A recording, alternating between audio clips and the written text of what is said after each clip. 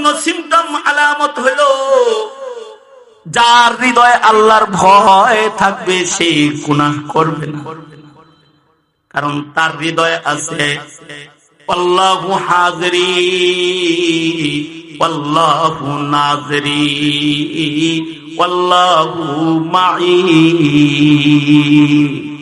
কারণ যেখানে কেউ নাই সেখানেও কে আছে, যেখানে কেউ দেখে না সেখানেও কে দেখে। আমার সাথে আপনার সাথে দরজা জানালা বন্ধ, কেউ নাই, একা ঘরে আমি আপনি একা না, আমাদের সাথে তখনও আছে কে?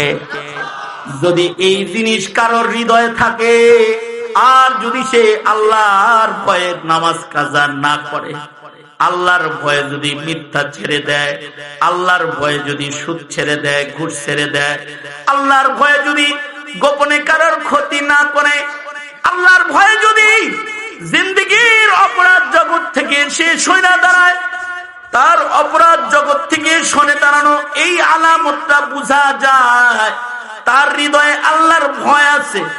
এ কারণে আল্লাহর রাসূল বলেন ইত্তাকিল মাহারিমা তাকুন আ'বাদান নাস।